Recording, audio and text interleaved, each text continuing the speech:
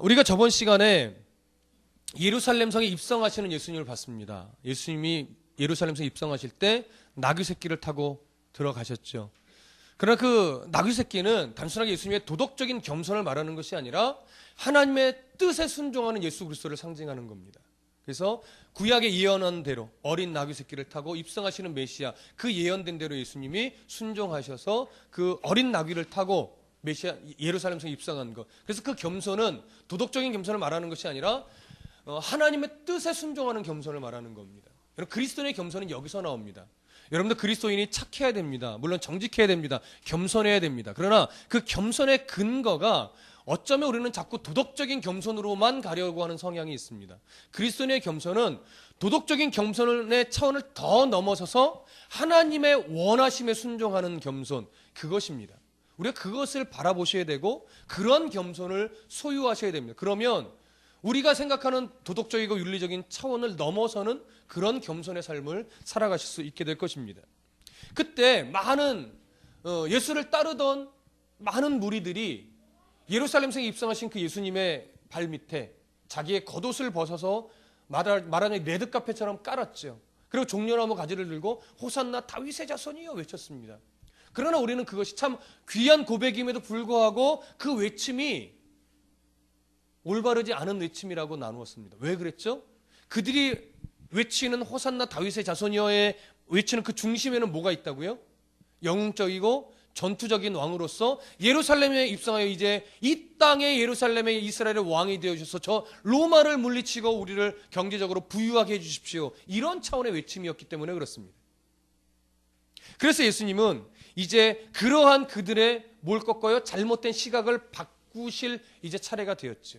그 첫 번째 많은 잘못된 시각들, 변절된 모습들을 이제 정화하고 깨끗해 하는 첫 번째 장소로 예수님이 어디를 가실까요? 오늘 본문에 있는 것처럼 성전에 들어가시는 겁니다.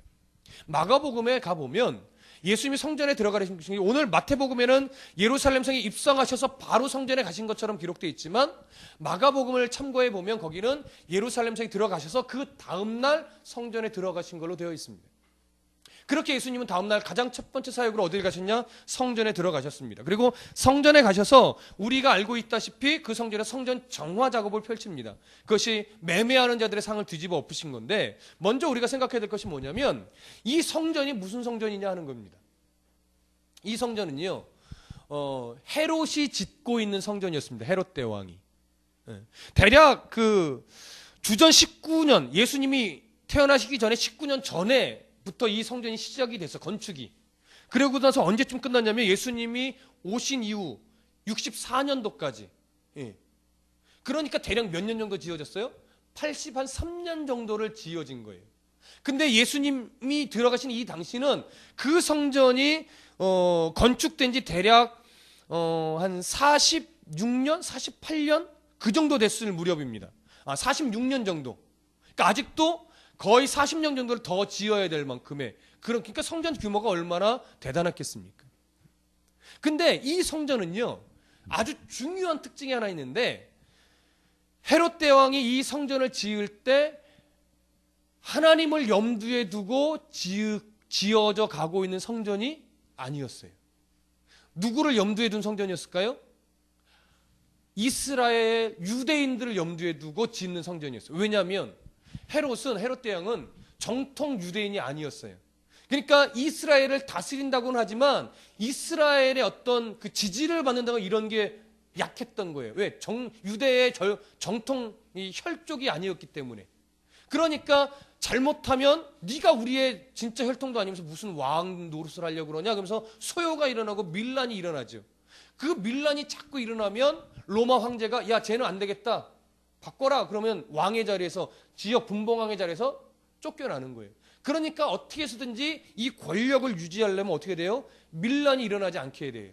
그러니까 밀란이 일어나지 않게 하려면 그들의 환심을 사야 됐죠. 그러니까 그들의 환심을 사려면 무너진 예루살렘 성전을 건축해 주는 것만큼 좋은 것이 없었던 거예요. 왜요? 이스라엘에게 있어서 이스라엘 백성들에게 있어서 예루살렘 성전이라고 하는 것은요 거의 무너지지 않는 우상과도 같은 역할이었어요. 성전이 무너진다는 것은 그들은 상상도 못할 정도였으니까.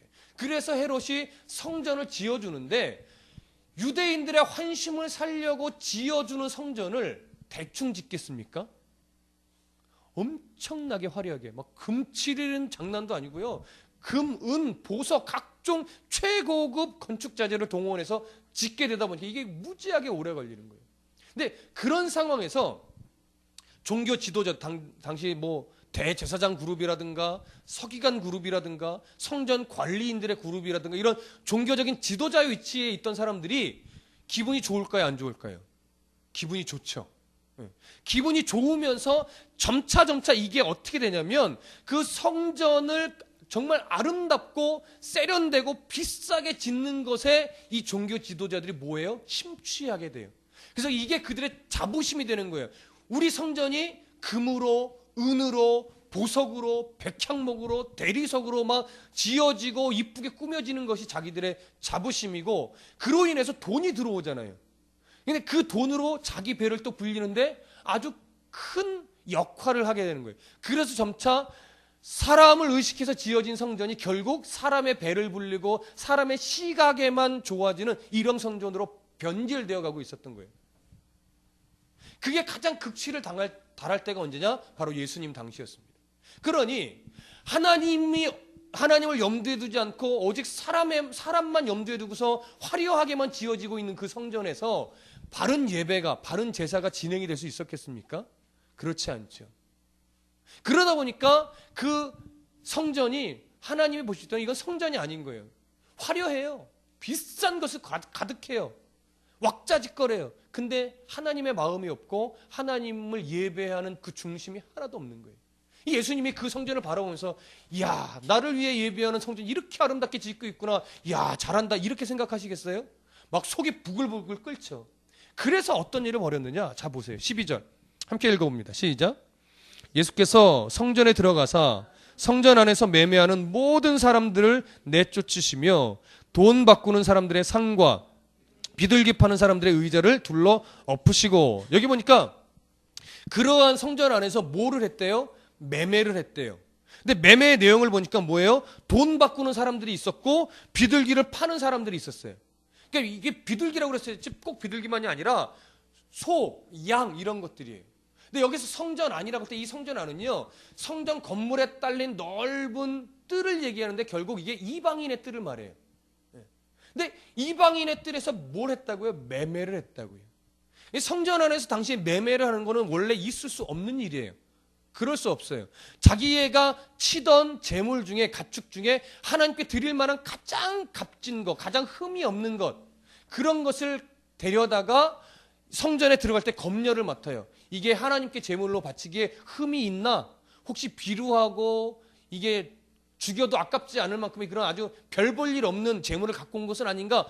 제사장한테 검열을 맡아요. 그래서 이건 합격. 그러면 그 제물을 가지고 들어가서 하나님께 제사를 드리는 거예요.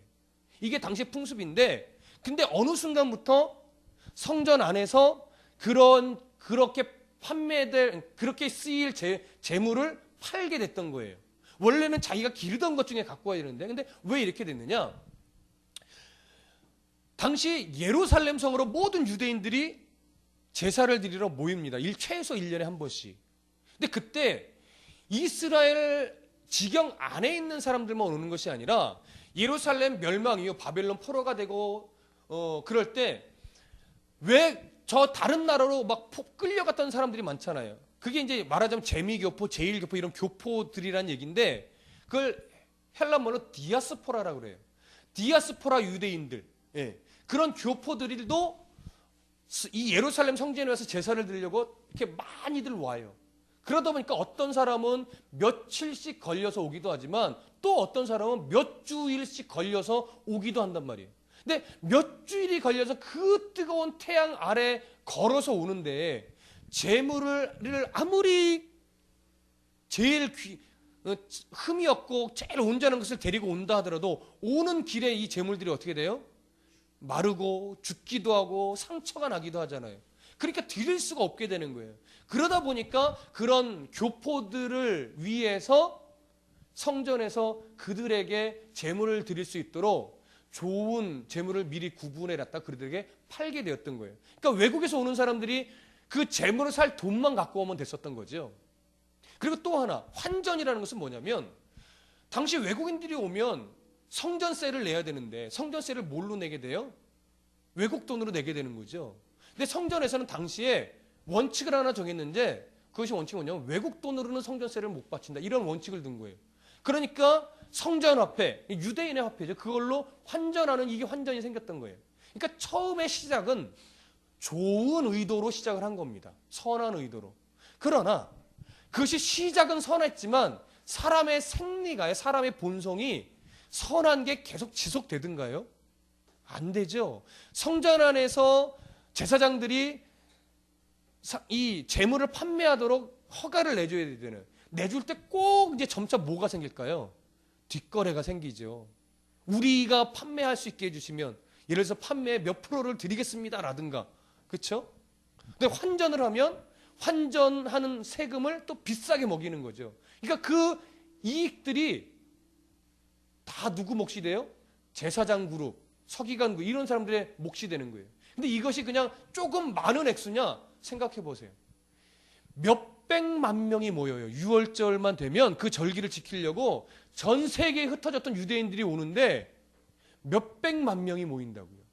몇백만 명이 재물을 사고 환전을 할 때 거기서 나오는 이익금이 양이 어마어마한 거예요. 그 돈으로 뭐 성전도 짓겠지만 제사장 그룹들, 종교 지도자들의 배를 불리기에 충분하죠. 그래서 이것을 더 악랄하게 하기 위해서 어떤 일까지 했냐면, 가까운 사람들은 자기들이 재물을 갖고 올 거 아니에요. 근데 갖고 오면 성전에 들어갈 때 검열을 맡아요. 그러면 성전 안에서 사지 않아야 한 재물들은요, 아무리 실하고 좋아도 불합격 이렇게 매기는 거예요. 근데 성전 안에서 사면 아무리 흠이 있고 삐쩍 꼬르고 말라서 이런 걸 하나님께 드리냐 이렇게 말할 수 있을 만큼의 재물임에도 불구하고 얘는 합격 이렇게 되는 거예요.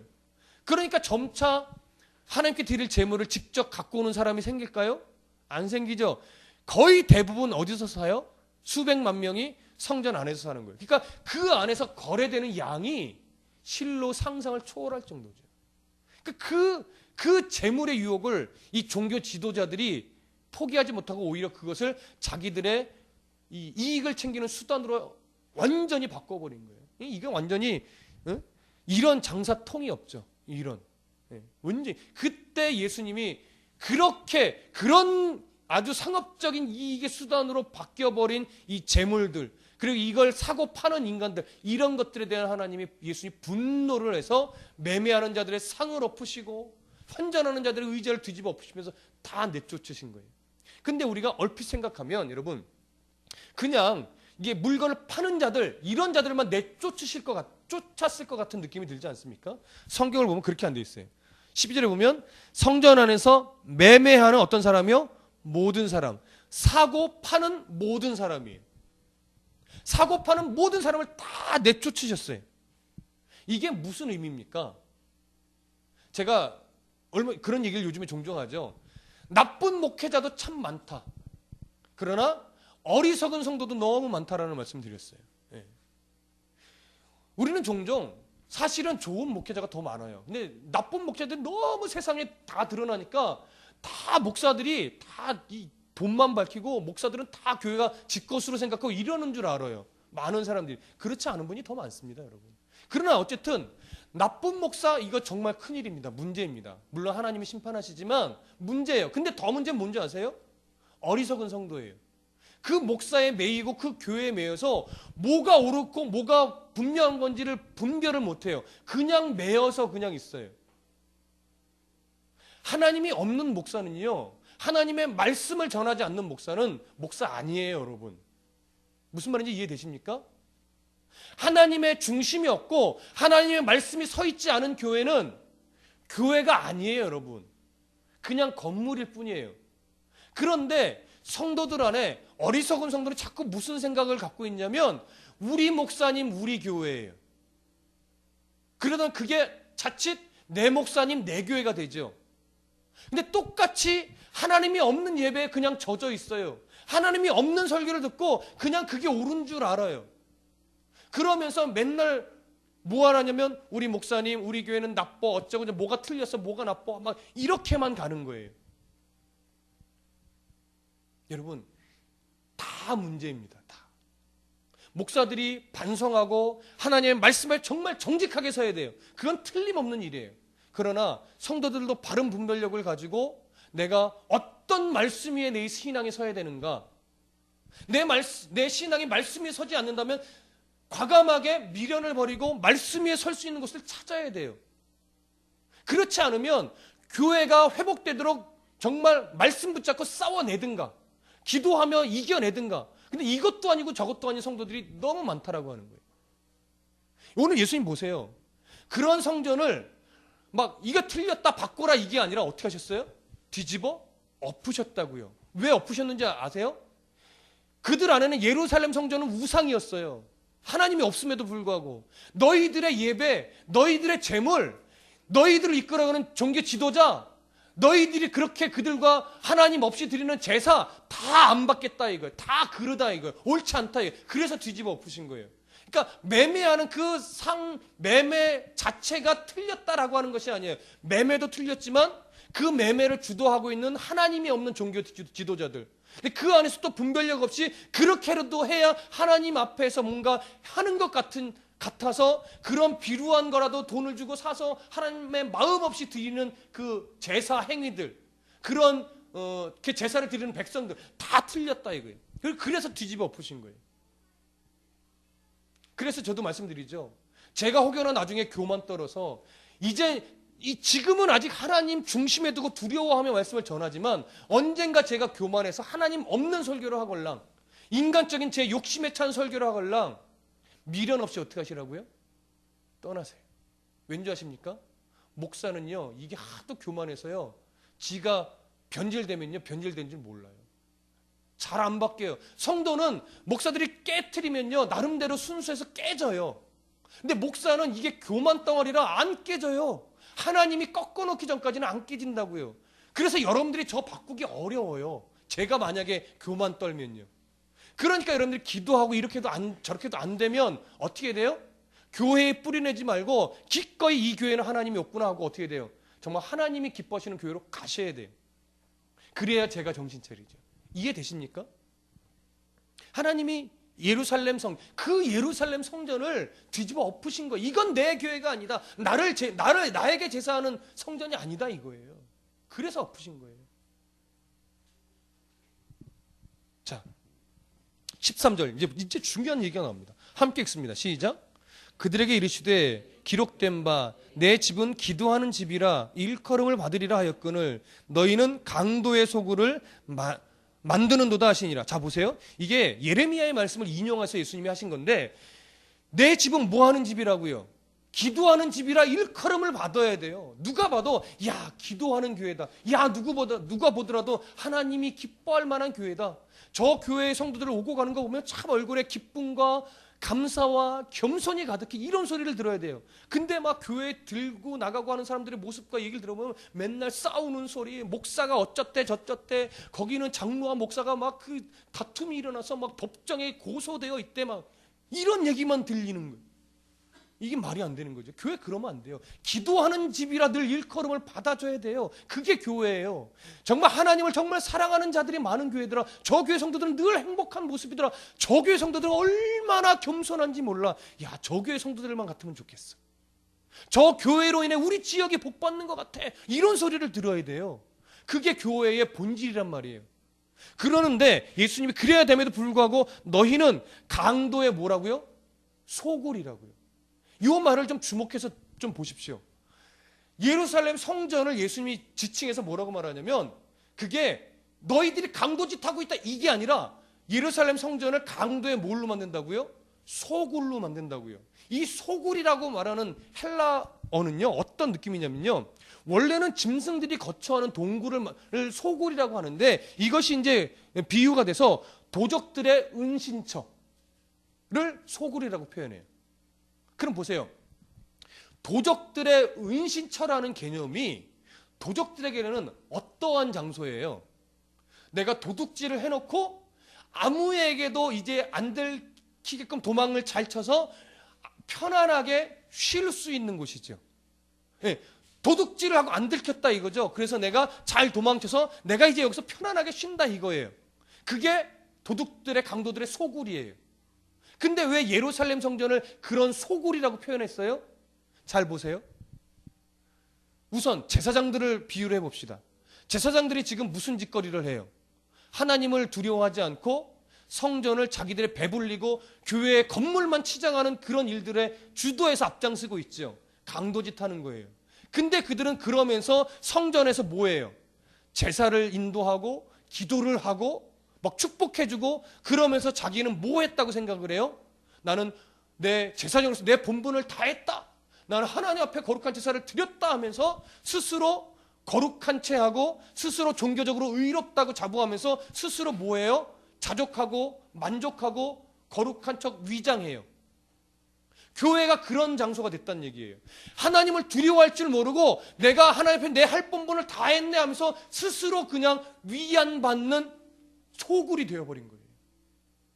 여러분, 교회는요, 하나님 앞에 나와서 내가 얼마나 보잘것없는 존재인지를 지적받고 책망받는 거예요. 내가 하나님 앞에 바르게 살려고 애쓰지만 내 교만이 얼마나 넘쳐나는 존재인지를 깨닫는 곳이 교회예요. 그래서 설교는요 90% 이상이 책망밖에 할 게 없어요. 여러분들 그따위로 신앙생활하지 마세요. 안 돼요. 하나님 기뻐하지 않아요. 이 얘기가 사실은 80% 이상이란 말이에요. 그런데 오히려 그런 책망이 사라지고 그냥 스스로를 세상에 실컷 자기 욕심대로 살다가 교회 와서 하나님 죄송합니다 회개 한번 하면 마음의 위안이 되는 이런 강도의 소굴과 같은 위장처가 된단 말이에요. 이게 강도의 소굴이라는 거예요. 종종 아직 신앙이 없는 어떤 애들이 정말 저도 문득 실제로 들었는데 이러는 거예요. 야, 너는 교회 다니는 애가 왜 이렇게 욕도 잘하고 친구 괴롭히고 그러냐? 괜찮아, 나 교회 가서 회개하면 돼. 이런 식의 말을 하는 애를 진짜 들었어요. 근데 웃기죠. 그런 회개가 어디 있어요, 그렇죠? 근데 그리스도인이 딱 이렇게 신앙생활하는 사람들이 있단 말이에요. 세상에서 지 욕심대로 다 살아요. 그리고 주일에 왜 예배하느냐? 그런 삶을 좀 위로받고 그런 삶을 살아도 이 세상에 사고 나지 않도록 하나님께 헌금하고 기도하면서 내가 종교적으로 하나님의 마음을 어떻게 해요? 좀 쓰다듬었다. 이렇게 생각하는 거예요. 그래서 위로받는 거죠. 이제 한 주간 또 편안하게 살겠지. 주일 가서 예배 드렸으니까. 그러한 자세, 그러한 위로를 주는 교회가 뭔지 아십니까? 강도의 소굴이에요. 여러분 다드림교회 와서 여러분들 참 칭찬을 몇 번이나 받아보셨습니까? 예배 중에. 성경을 바르게 전하면요 칭찬할 거리가 없어요. 우리 성도들 얼마나 귀하고 소중한지 몰라요. 정말 바르게 살려고 몸부림쳐요. 그럼에도 불구하고 성경을 보면 그렇게 애를 쓰는데도 늘 뭐밖에 없어요? 책망밖에 없어요. 근데 놀라운 것은 그 책망 속에 뭐가 있어요? 하나님의 진짜 위로가 있어요. 그 책망 속에 하나님의 진짜 하나님의 위로와 주시는 새 힘이 있다고요. 그걸 세상은 모르는 거예요. 복 받으려고 교회 오십니까? 세상 복? 교회 아무리 잘 다녀도 세상 복은 없습니다. 하나님의 뜻 안에서 주어지는 거예요. 하나님이 주시고자 하는 복만큼 주는 거예요. 야곱 강해 때도 그 말씀드렸죠. 야곱이 형을 속이고 아버지를 속여서 복을 따냈어요. 축복 기도를 받았어요. 그러나 그것은 야곱이 속여서가 아니라 이미 뱃속에서부터 두 국민이 네 태 속에 있구나. 큰 자가 작은 자를 섬기려는 그 복이 하나님의 뜻 가운데 그냥 이루어진 거예요. 야곱은요 그 속임수 안 써도 하나님 그 복 주셔요. 근데 야곱이 그 하나님을 신뢰하지 못하고 자기 욕심으로 받아야 내야 될 것처럼 각종 속임수를 다 썼던 거예요. 그게 어리석음이죠. 여러분이 열심히 살아야 부자 되는 것 아니에요. 물론 그리스도인답게 열심히 살아야 돼요. 왜? 하나님이 원하시는 거니까. 그러나 열심히 살아야 그래서 부자가 되어야 하나님 기뻐하시는 것 아니에요. 가난하게 살아도 좀 명예 없이 살아도 하나님을 얼마든지 기쁘시게 살 수 있습니다. 근데 이걸 모르니까 예수를 믿고 기도해서 부자가 돼야 하나님 기뻐할 것처럼 예수를 믿고 기도해서 좋은 대학 가야 하나님 기뻐할 것처럼 그래야 신앙의 수준이 높은 것처럼 이렇게 여김을 받는다고요. 그거 틀렸다고요. 그거 아니라고. 신앙은 그렇지 않다고요. 정말 내 인생의 굴곡진 인생을 왜 그냥 그렇게 자꾸 밀어가시는가 이걸 볼 수 있는 게 뭐예요? 그게 신앙이에요. 거기서 하나님의 뜻을 찾고 거기서 하나님의 음성을 받아서 그래서 새 힘을 내고 하나님 원하시는 길을 가려고 애쓰는 게 그게 신앙이래요. 그래서 여러분, 오늘 우리들의 심령이 강도의 소굴이 되어 있지는 않은가? 우리의 믿음의 가정이라고 말하지만 혹시 우리의 가정이 강도의 소굴 되어 있지는 않은가? 우리 교회가 크고 화려할지 몰라도 혹시 강도의 소굴은 아닌가? 이거 점검하실 수 있어야 되는 거예요. 자, 그렇게 예수님이 그런 모든 것이 틀렸다라고 다시 잡으시면서 14절에 보니까 맹인과 전은자들이 성전에서 예수께 나오며 고쳐주시니, 그러고 나서 또 맹인과 전은자를 고쳐주셨어요. 왜 그러셨을까요? 본질의 회복은 성전이 치장되고 제사를 드려서 해결되는 것이 아니라 오직 누구로만? 예수 그리스도의 십자가의 보혈로만 이제 회복될 수 있음을 보여주는 거예요. 예수 그리스도께 나오면 맹인이 눈을 뜨고, 맞죠? 소경이, 맹인이나 소경이나 전은자가 걷게 되고, 이런 일이 일어나는 것처럼 저 병들어 있는 예루살렘도, 예전에 예루살렘 선은 다 무너져야 되고 이제 예수 그리스도 십자가 보혈의 은혜로만 예루살렘은 다시 회복할 수 있다는 걸 보여주는 그림인 거예요. 여러분, 예수 그리스도의 은혜만이 우리의 자녀를, 우리의 가족을, 우리의 아내를, 남편을 온전하게 세울 수 있습니다. 예. 여러분이 봉사 많이 했다고 세워지는 것이 아니에요. 마치 자녀를 잘 되게 하려고 그래서 봉사 열심히 하시는 분들이 가끔 있어요. 특히 옛 어르신들. 그것과 자녀 잘 되는 건 아무 상관없습니다. 자녀를 계속 하나님의 말씀에 근거하여 훈계하고 가르치고 가르친 대로 부모가 살아내셔야 돼요. 그럴 때 부모가 하나님 앞에 서고 자녀가 하나님 앞에 서는 겁니다. 그 중심을 꼭 놓치지 않으셨으면 좋겠습니다.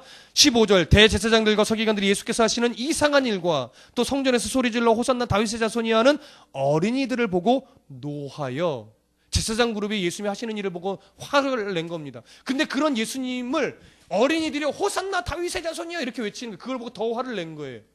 그런데 지금 예루살렘 성전에 입성하실 때 그 따르면서 예수님께 호산나 다윗의 자손이여 외치는 넌 어른들은 지금 이 장면 속에서 아무도 외치고 있잖아요. 왠지 아십니까? 이게 굉장히 예민한 표현이라서 그래요. 이거 대제사장들 앞에서 함부로 표현했다가는 다 칼 맞아 죽어요. 그러니까 어른들은 못해요. 정치적인 그런 얽히고 설킨 문제 때문에. 그러나 아이들은 그런 분별력이 없으니까 어떻게 돼요? 그저 예수님이 하시는 일을 보고 그저 어른들이 어제 외쳤던 그 외침을 기꺼이 하는 거예요. 우리 안에 이런 순수함을 다 잃어버렸다고요. 이런 정직함을. 자, 그래서 16절, 예수께서 말하되 그들이 하는 말을 듣느냐? 예수께서 이르시되 그렇다. 어린 아기와 젖먹이들의 입에서 나오는 찬미를 온전하게 하셨나이다 함을 너희가 읽어본 일이 없느냐 하시고, 그렇게 말하는 제사장들에게 예수님이 이렇게 말해요. 어린 아기와 젖먹이들에서 입에서 나오는 찬미를 온전하게 하셨나이다. 자, 어린 아이, 젖먹이들이 찬미를 제대로 할 수 있어요? 발음도 엉망이죠. 음정도 엉망이죠. 박자도 엉망이에요. 근데 그 정치와 상관없이 순수하게 외치는 그 외침을 누가 온전케 해요? 예수님이, 하나님이 온전케 해요. 저나 여러분들이나 하나님을 바르게 섬긴다고 하지만 다 어설퍼요. 우리가 얼마나 열심히 한들 하나님이 정말 원하시는 수준에 미칠 수 있겠어요? 다 못 미친단 말이에요. 근데 그 순수함, 그 정직함, 그 하나님을 두려워할 줄 아는 그 마음 때문에 우리의 헌신과 우리의 그리스도인다는 삶은 참 연약하고 보잘것없는데 하나님이 그 중심을 보시고 우리들의 헌신과 섬김을 뭐예요? 온전케 만들어주시는 거예요. 그것 때문에 우리가 의로운 자녀라고 칭함을 받는 거예요. 우리가 정말 의로워서가 아니라, 우리가 정말 잘 섬겨서가 아니라, 우리는 부족하고 늘 넘어지는데도 불구하고 우리의 연약함을 아신 하나님이 우리의 중심을 보시고 온전하게 만들어주시는 거예요. 그냥 그거 놓치지 마십시오. 그 하나님만 붙잡으시면 돼요. 그래서 17절 다 같이 읽어봅니다. 마지막 절 시작. 그들을 떠나 성 밖으로 베다니에 가서 거기서 유하시니라. 예수님이 그렇게 화려한 성전을 어떻게 했었어요? 떠나셨어요. 그리고 어디로 가요? 베다니로. 저번 강해를 기억해 보십시오. 베다니와 예수님은 무슨 관계예요? 기억나시나요? 저번 관계? 왜 베다니로 제자들을 보내서 나귀를 끌고 오게 했습니까? 하나님이 신적인 능력을 발휘하신 거예요? 아니요. 이미 베다니는 예수님과 뭘 나눌 수 있는 관계?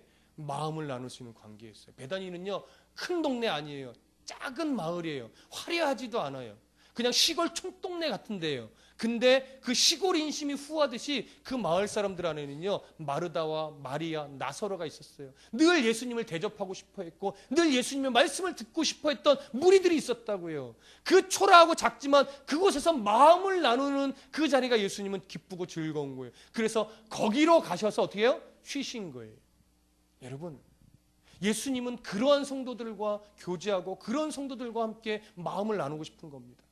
화려하지 않아도 그저 예수님을 사랑하고 예수님의 말씀을 사모하고 예수님과 나누는 기도 시간을 즐거워하는 그 사람, 봉사 많이 안 해도 그런 사람들과 예수님 함께 하길 원하세요. 그런 교회와 함께 일하고 싶어 하시는 거예요.